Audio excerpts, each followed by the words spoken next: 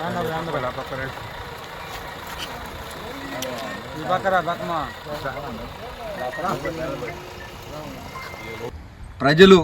వ్యతిరేకించి ప్రజా అభిప్రాయానికి వ్యతిరేకంగా మీరు ఏమీ చేయలేరనే విషయాన్ని నేను తెలియజేసుకుంటూ, దయచేసి ఇంతటి వరకైనా మరే మీరు ప్రజల సొత్తు జోలికి రాకుండా ఉండాలని, వస్తే తప్పకుండా దాని ప్రతిఫలం మీరు అనుభవిస్తారని తెలియజేసుకుంటూ, పొదలకూరులోని పంచాయతీ పరిధిలో ఉన్నటువంటి సత్యనారాయణ లేఅవుట్లో దాదాపు 1985లో ఈ సత్యనారాయణ లేఅవుట్ వేయడం జరిగింది.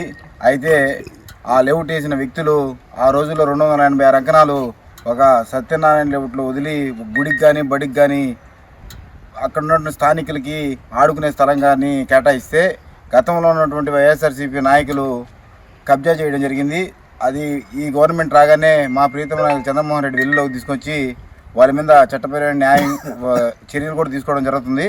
అదేవిధంగా గత కొద్ది రోజులుగా కోర్టులో నడుస్తున్నటువంటి ఈ కేసుని మళ్ళీ ఈ వైఎస్ఆర్సీపీ నాయకులు అట్ల దయాకర్ రెడ్డి అనే వ్యక్తి ఈ రిజిస్టర్ ఆఫీసులో కుమ్మక్కయ్యి ఇక్కడ ఉన్నటువంటి 4 ఫ్లాట్లని అక్రమంగా రిజిస్టర్ చేయడం చాలా తప్పుడు పద్ధతి ఇది.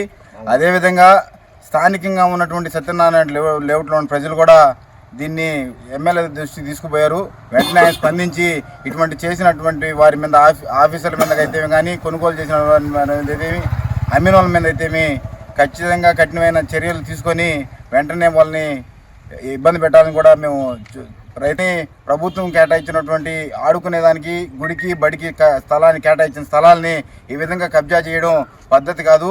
ఏదైనా ఉంటే సక్రంగా మీరు కొనుక్కొని అమ్ముకోవాలి, కానీ ఇటువంటి దొంగ పనులు చేస్తే రాబోయే రోజుల్లో కూడా మీకు కఠినమైన చర్యలు తప్పదు.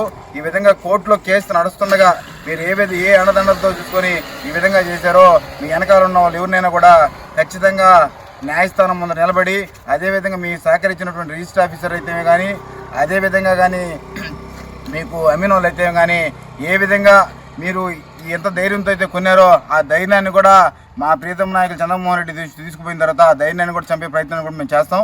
ఇటువంటి ప్రయత్నాలకు ఎప్పుడైనా పాల్పడితే ఇంక రాబోయే రోజుల్లో ఖచ్చితంగా చట్టమైన చర్యలు తీసుకుంటామని తెలియజేస్తాం.